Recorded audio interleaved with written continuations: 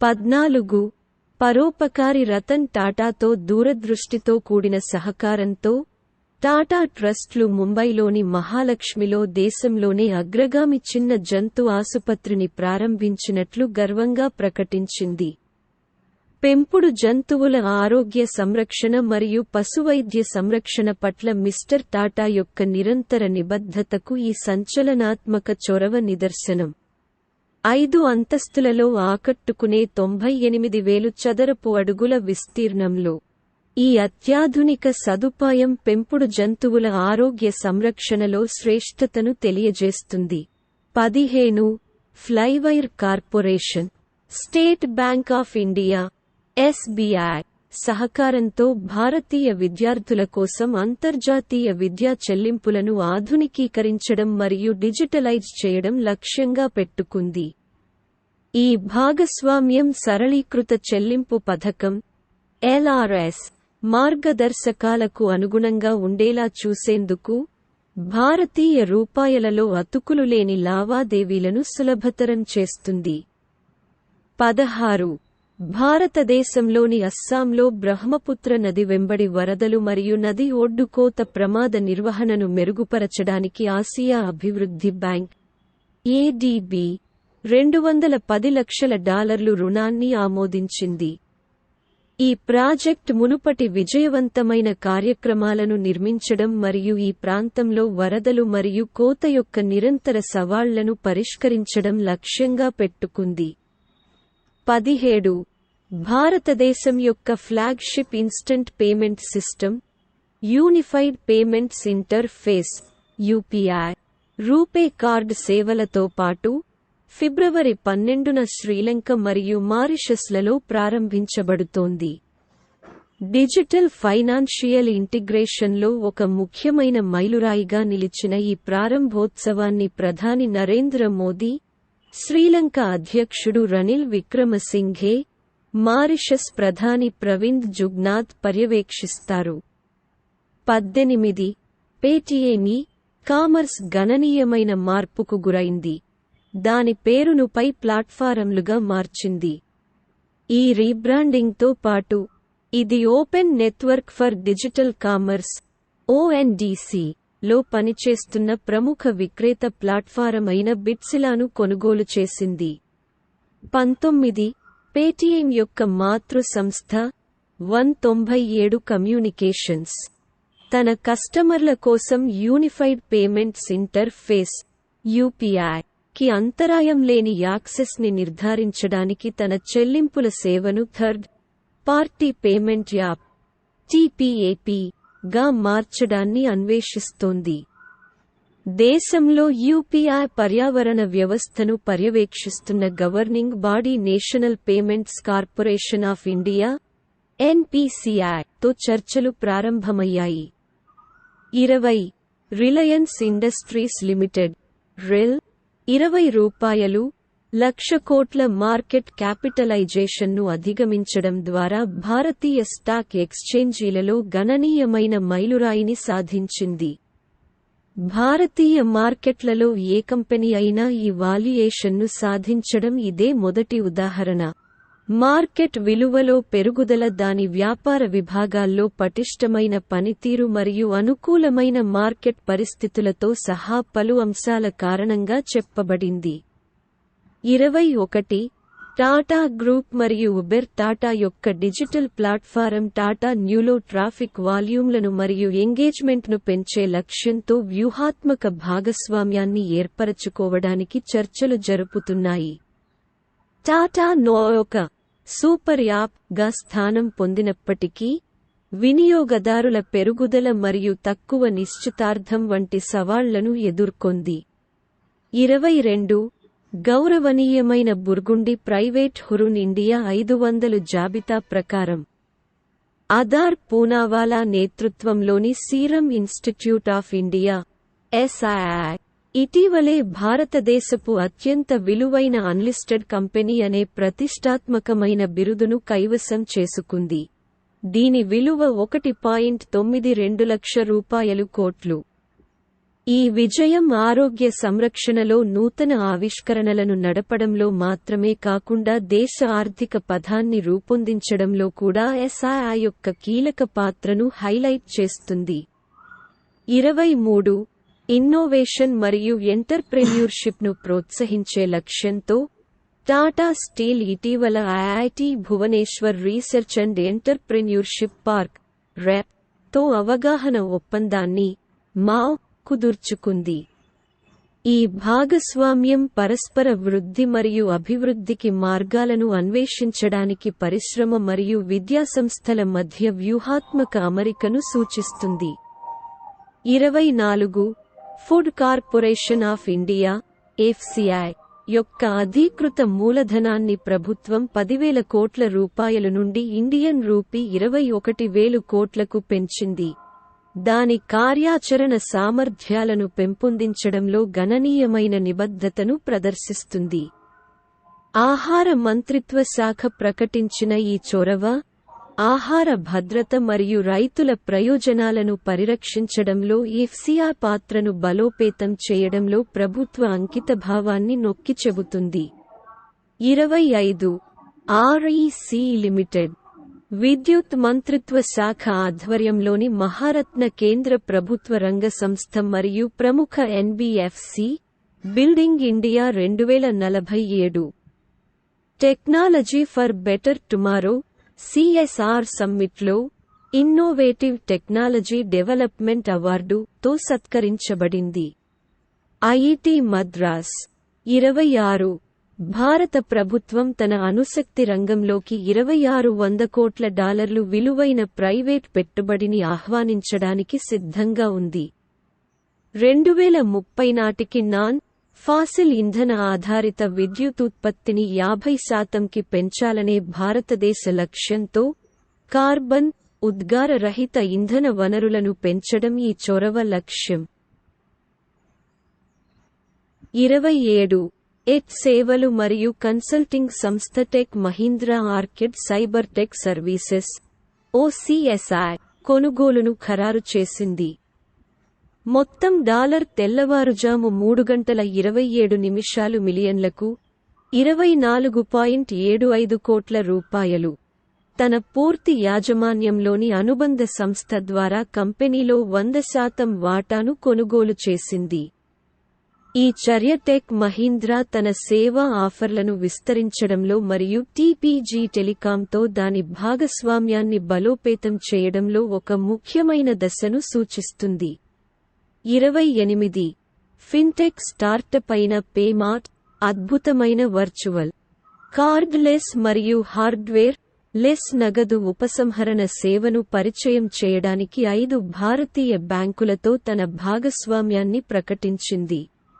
భాగస్వామ్య బ్యాంకుల్లో IDBI bank, Indian bank, Jammu మరియు కాశ్మీర్ బ్యాంక్ మరియు కరూర్ వ్యాస బ్యాంక్ ఉన్నాయి. తదుపరి సహకారం కోసం 4 అదనపు బ్యాంకులతో చర్చలు జరుగుతున్నాయి. 29. ముఖేష్ అంబానీ నేతృత్వంలోని రిలయన్స్ ఇండస్ట్రీస్ దేశంలోని కొన్ని ప్రముఖ ఇంజనీరింగ్ సంస్థల సహకారంతో వచ్చే నెలలో హనుమాన్ పేరుతో తన మార్గదర్శక చాట్‌జిపిటి శైలి సేవను ఆవిష్కరించడానికి సిద్ధంగా ఉంది. ఈ చొరవ భారతదేశంలో AI సామర్థ్యాల పురోగతిలో ఒక ముఖ్యమైన మైలురాయిని సూచిస్తుంది. డిజిటల్ ఆవిష్కరణ మరియు ప్రాప్యత యొక్క కొత్త శకాన్ని తీసుకువస్తుందని వాగ్దానం చేసింది. 30. భారతదేశం యొక్క డిజిటల్ చెల్లింపుల విభాగంలో ప్రముఖమైన సంస్థ అయిన MSWAC టెక్నాలజీస్ భారతీయ రిజర్వ్ బ్యాంక్ RBI ద్వారా చెల్లింపు అగ్రిగేటర్ PA లైసెన్స్ను పొందింది. ఈ ముఖ్యమైన అభివృద్ధి 2022లో కంపెనీ యొక్క సూత్రప్రాయ ఆమోదం పొందిన తర్వాత జరిగింది. MSWAC వివిధ ఛానెళ్లలో సమగ్ర చెల్లింపు సాంకేతిక పరిష్కారాలను అందిస్తూ దాని సమర్పణల శ్రేణిని పెంచడానికి ఈ లైసెన్స్ను ఉపయోగించాలని లక్ష్యంగా పెట్టుకుంది. 31. Phone pay Google play store మరియు యాపిల్ యాప్స్ ధరకు పోటీగా నిలిచే లక్ష్యంతో భారతదేశంలో తయారు చేయబడిన ఆండ్రాయిడ్ యాప్ మార్కెట్ ప్లేస్ అయిన ఇండస్ యాప్ స్టోర్ను ప్రారంభించింది. ప్లాట్ఫారం 45 వర్గాలలో 2 లక్షలకు పైగా యాప్లను హోస్ట్ చేస్తుంది. వినియోగదారులకు విభిన్నమైన అప్లికేషన్లను అందిస్తోంది. 32 పేపాల్ మరియు FIU మధ్య చట్టపరమైన యుద్ధం మార్చి 2018లో ప్రారంభమైంది. తరువాతి PMLA కింద రిపోర్టింగ్ సంస్థగా నమోదు చేయాలని డిమాండ్ చేసింది. పేపాల్ యొక్క ప్రతిఘటన ఉన్నప్పటికీ FIU మనీలాండరింగ్ నిరోధక బాధ్యతలను పాటించడంలో సహకరించకపోవడం మరియు విఫలమైందని ఆరోపిస్తూ డిసెంబర్ 2020లో పెనాల్టీని విధించింది. ఈ పెనాల్టీ ప్రారంభంలో జూలై 2023లో రద్దు చేయబడింది. అయితే చెల్లింపుల సిస్టమ్ ఆపరేటర్గా PMLA కింద రిపోర్టింగ్ బాధ్యతలను పేపాల్ తప్పనిసరిగా పాటించాలని కోర్టు తీర్పు ఇచ్చింది. 33 SJVN limited, mini Ratna, category A మరియు షెడ్యూల్ A కేంద్ర ప్రభుత్వ రంగ సంస్థ, భారత ప్రభుత్వం, విద్యుత్ మంత్రిత్వ శాఖ యొక్క పరిపాలనా నియంత్రణలో స్థిరమైన ఇంధన పరిష్కారాల వైపు తన ప్రయాణంలో ఒక ముఖ్యమైన మైలురాయిని గుర్తించింది. ఫిబ్రవరి 23, 2024న SJVN ఉత్తరప్రదేశ్లోని కాన్పూర్ దేహత్లో తన 50 మెగావాట్ల గుజ్రాయ్ సోలార్ పవర్ స్టేషన్ యొక్క విజయవంతమైన వాణిజ్య కార్యకలాపాలను ప్రారంభించినట్లు ప్రకటించింది. 34 NTPC రెన్యూవబుల్ ఎనర్జీ లిమిటెడ్, రాజస్థాన్లోని ఛత్తర్గఢ్లో 70 మెగావాట్లు సామర్థ్యంతో తన ప్రారంభ సౌర ప్రాజెక్ట్ను ప్రారంభించింది. ఇది భారతదేశ పునరుత్పాదక ఇంధన రంగంలో ఒక ముఖ్యమైన మైలురాయిని సూచిస్తుంది. ఈ ప్రాజెక్ట్ NTPC గ్రూప్ యొక్క మొత్తం స్థాపిత సామర్థ్యానికి దోహదపడుతుంది. ఇది ఇప్పుడు 73,958 మెగావాట్లుగా ఉంది.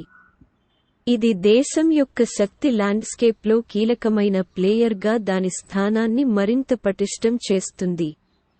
35 national sample survey office NSSO August 2022 నుండి జూలై 2023 వరకు నిర్వహించిన గృహ వినియోగ వ్యయ సర్వే HCES నుండి ఫలితాలను విడుదల చేసింది.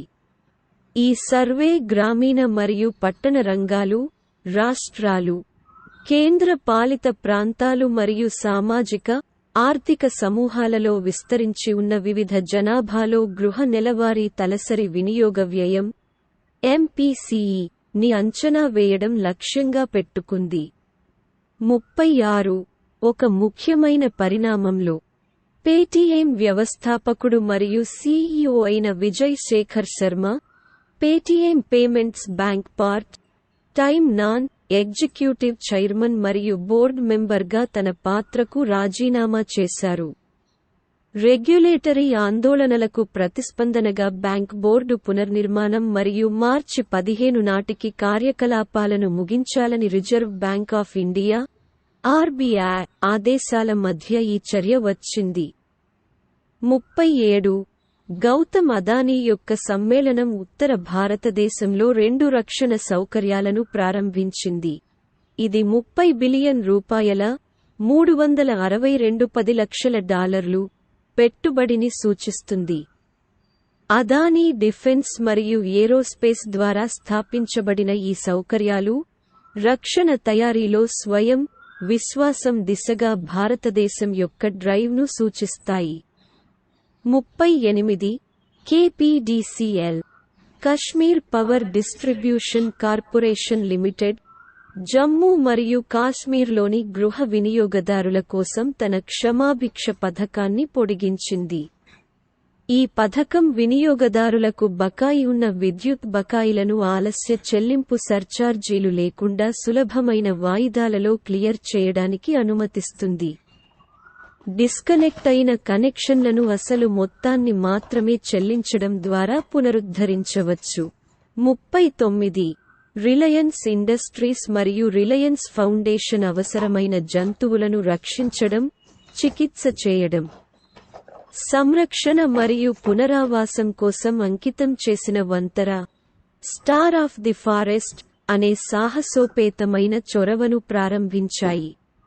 అనంత్ అంబానీ నేతృత్వంలోని ఈ ప్రతిష్టాత్మక కార్యక్రమం జంతు సంరక్షణపై జాతీయ మరియు అంతర్జాతీయ ప్రభావాన్ని సృష్టించడం లక్ష్యంగా పెట్టుకుంది.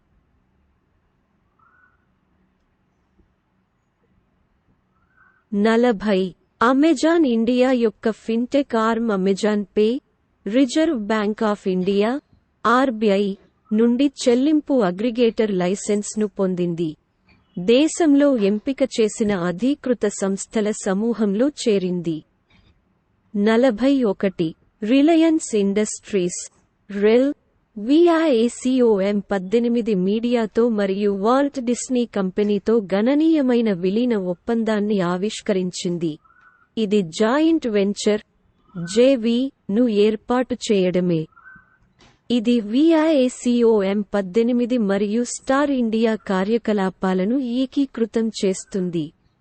ఈ వ్యూహాత్మక చర్య భారతీయ వినోదం మరియు క్రీడా పరిశ్రమ యొక్క ప్రకృతి దృశ్యాన్ని రూపకల్పన చేయడానికి సిద్ధంగా ఉంది.